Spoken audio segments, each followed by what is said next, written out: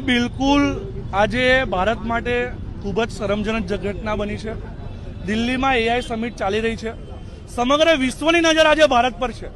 આ એઆઈ સમિટમાં રાહુલ ગાંધીના ચમચાઓ, યુવા કોંગ્રેસના એનએસયુઆઈના કાર્યકર્તાઓ દ્વારા એઆઈ સમિટમાં જઈને કપડાં કાઢીને વિરોધ પ્રદર્શન કર્યું।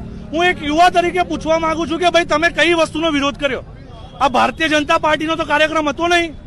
આ ભારત સરકારનો કાર્યક્રમ હતો, ભારતના યુવાનો માટેનો કાર્યક્રમ હતો।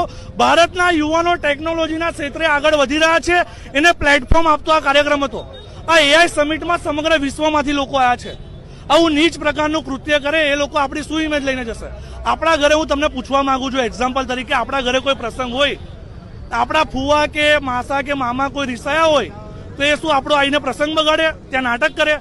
એ છાના માના ઘરે બેસી રહે, એમને પ્રસંગ આપણો ના પસંદ હોય તો હું એક યુવા તરીકે કહેવા માંગુ છું કે રાહુલ ગાંધી, જો તને ના ગમતું હોય કે ભારતના યુવાનો આગળ વધે ટેકનોલોજીના ક્ષેત્રે તો તું છાનો માનો ઘરમાં બેસી રહે।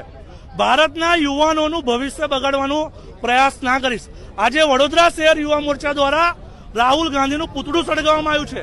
આગામી દિવસોમાં જો રાહુલ ગાંધી અને કોંગ્રેસનું આ જ વલણ રહ્યું તો આગામી દિવસોમાં આનાથી વધારે ઉગ્રમાં ઉગ્ર આંદોલન અને આનાથી મોટામાં મોટું વિરોધ પ્રદર્શન કરવામાં આવશે।